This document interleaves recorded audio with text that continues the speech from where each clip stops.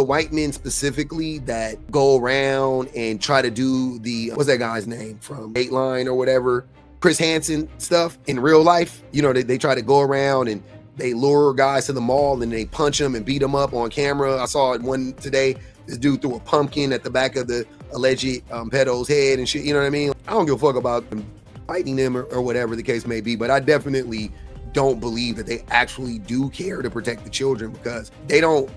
Those men are also extremely misogynistic, and if they haven't understood that misogyny leads to the abuse of children, then I don't know what to tell them, because it does. It is directly connected as a one-to-one. Men are not the protectors. Men are not the protectors. Men are not the protectors. Men are the predators. Men are the predators. Men are the predators. I just had this discussion yesterday on a live where a man tried to tell me that men are the protectors. We are expected to protect, saying, you know, blah, blah, blah, blah, blah, blah, bullshit that they always say. And I asked the guy, I said, who are we most likely to be protecting women from? Obviously, he knows it was men.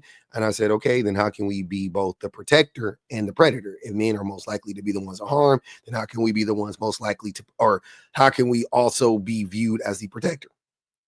It stumps them every time. They walk head first into the point that men are not the protectors, especially when it comes to the protection of children. Men are not the protectors. Men are the ones that are out here graping the kids, fondling the kids, taking pictures, posting them on the internet. Men are the ones making the vast majority of the CS, corn stuff, the AI imagery, little kids and shit like that. That's men. That's men.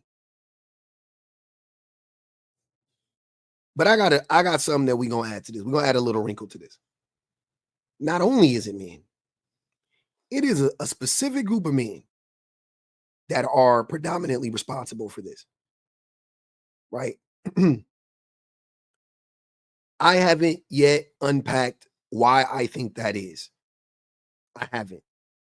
I'm sure somebody gonna come along with the Anunnaki did like, I don't fucking know, but I haven't unpacked it yet. I just think this is very fucking interesting.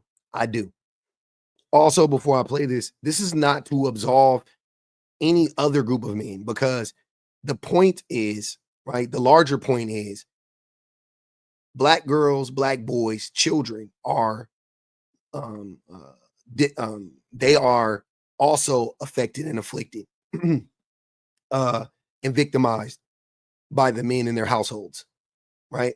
So this is not to be like, black men, we dodged a bullet. It ain't us. Like it is us as well, but it just happens so much, first and foremost. And secondly, we do it too. We just don't do it to the same extent as this other group does it. The number one offender type is biological fathers, but by far it is being done by middle-aged Caucasian men. Many, over half of them, college graduates. Many of them are educated, good jobs. This isn't just who we're thinking about. Like they're technical savvy. Who are you thinking about? Who are you thinking about, Tim T? Who was we when you said who are you thinking about? That's interesting. That was an interesting statement, but whatever. Maybe he meant poor or I don't know. I have no idea. But no, I was thinking this. This is who I thought. This is who I think of as the face of it. I've always thought this, and I didn't have the numbers to, we didn't have the numbers to support it, I guess, and now we do. But yeah, definitely this is who I thought it was. Many, over half of them, college graduates. Many of them are educated, good jobs. This isn't just who we're thinking about. Like they're technical savvy, and I think that it is time that we call them out. Like that we can't stand by and stand back. Like we have to stand up and say, not only are we not doing our job as men, it's actually the opposite. Instead of being defenders and protectors of our families, we're hurting and abusing. Now, a couple things that was interesting. First and foremost, I want to address something because we've been talking about this the last few days. I want to hear the white man call Tim Tebow a pander for saying that.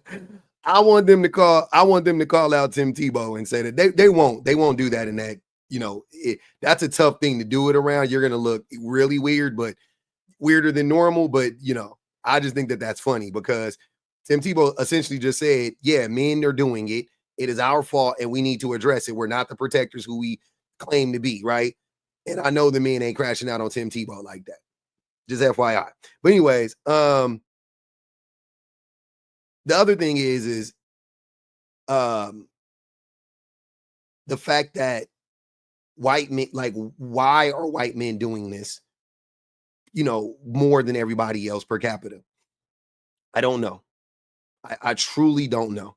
Right. And I'm pretty good at this type of stuff, like figuring out or coming up with theories. At this time, I don't have one. I would love to hear your thoughts in the comments to everybody that has, that has an idea, but I don't know. I'm very curious. And please, if you can, don't blame it on spirituality or anything like that. Like, I want like historical, things of that nature, sociological, societal, social, things of that nature. I would love to hear it. I am very curious about that. But the fathers are supposed to be, the parents are supposed to be the first line of defense and protection of the kid. But in reality, the fathers are the first ones to abuse the children. The fathers specifically are the first ones to abuse the children. Right? That is a very male driven problem that persists in every community, not just the white community. I want to get that out the way. This is something that men need to address in every community because it shouldn't be happening to any child, period, point fucking blank. It's rampant in every community. It's just in the white community, it's even more rampant, and it's happening more to, or I'm sorry, and it's being perpetrated more by white men, right? But these are things that we need to address societally. It's not something that white men need to fix on their own. And no, we men need to get on board with this. All of us do. Thirdly, I don't know about you guys, but I really do. I question the white men who, like the Bradley Martins of the world, who like go around and call themselves like hunting down pedos and whatnot. Those men instantly make me raise an eyebrow. Now, Tim Tebow actually made me raise an eyebrow, by being like so involved in all of this stuff. But I'm gonna give him a slight pass because I listened to a good amount of what he was saying in this interview, and he sounds believable, right? He does. To me, if you listen to it, he does sound believable. He knows his stuff somewhat.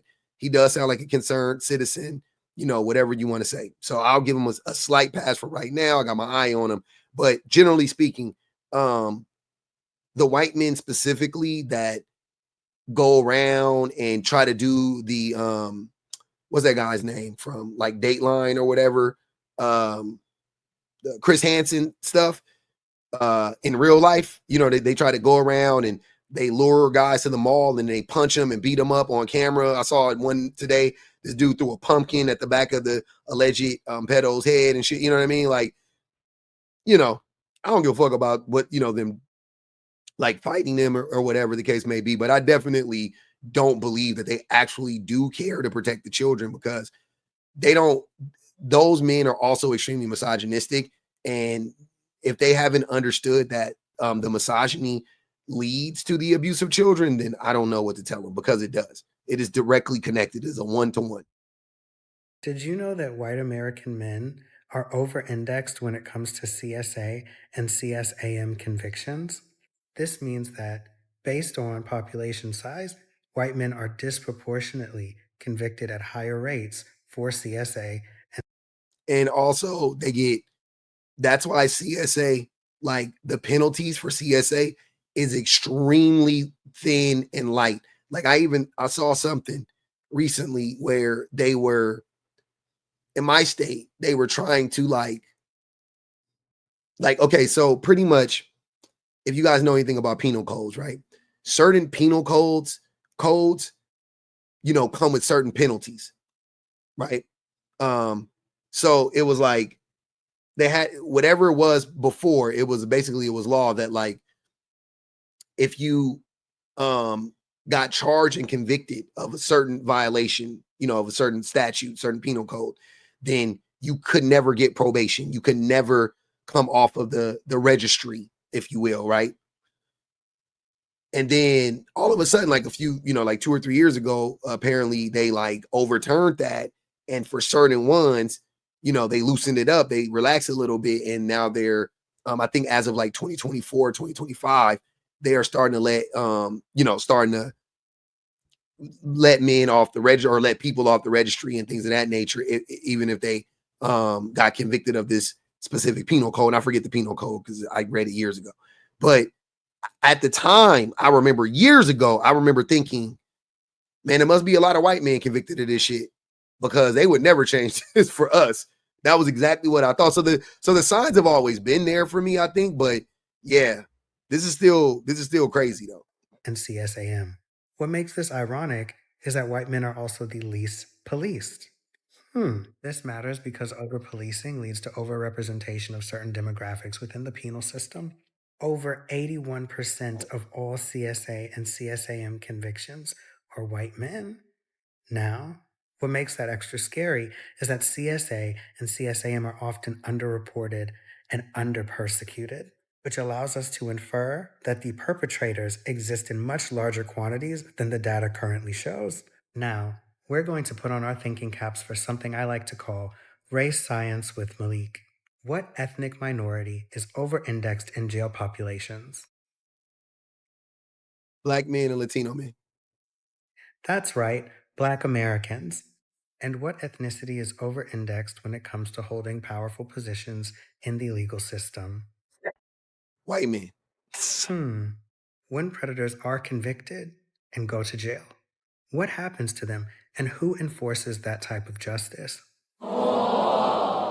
Okay, but who's made it so that people that do CSA and produce CSAM don't get penalized as heavily as they should? Oftentimes walking away. Oh, let me read this. It says, convicted pedos spend an average of 2 years and 10 months in prison, according to the report. Jesus Christ. 2 years and 10 months. Wow. That's the protectors of society. That's the protectors of society that make the laws and break the laws, right? With slaps on the wrist. Huh. Huh.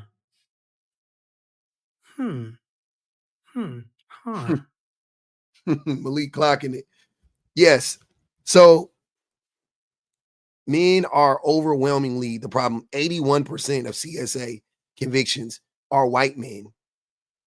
But if you add, black men and all the other men, it's probably like 90, over 90% are men are convicted of this and are perpetrating this. And and it's so disgusting. It's really frustrating when I'm having these discussions and, there's men out there talking about it goes both ways. And there's websites out here pushing propaganda, kind of like the Shade Room type, like the bloggers. It is not the Shade Room to what I'm talking about. Even though the Shade Room is ass. But I remember I used to follow this page, or I used to see this page pop up all the time. And I remember my homeboy had sent me a post that they had posted about an article about a story where this female teacher had got charged with raping some boys, or whatever the case may be, having sexual contact with children, something along those lines, right? And he's one of those like it goes both ways dudes, and I remember him like sending that shit to me to like prove some like point. And I remember going, okay, go check that page and let me know if you see any other posts. I mean, they had hundreds, if not thousands of posts. They post 5 times a day for years. And I was like, tell me if you see any other post where it's a man charged with the same crime. And he was like, nope. Matter of fact, it was like 2 more posts of women, like teachers, like female teachers and shit like that. And I was like, this is propaganda. This is propaganda. I was like, because at the rate in which men do this versus women, there shouldn't be 3 posts of women doing this and no posts of men. If there's 3 posts of women doing this, there should be 300 posts of men. You see what I'm saying? Like for it to be proportionate. So if it ain't that, then I know right then that that person is trying to paint a false narrative, and this is now propaganda. And there's a ton of examples of that.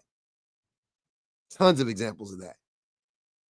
Men are constantly trying to downplay the actions of other men, and that then creates a vacuum of protection for women and children and even other men, for the marginalized groups of people in this country and in our society. Period, point blank. And at some point in time, as men, we got to get a grip on it and we got to stop it.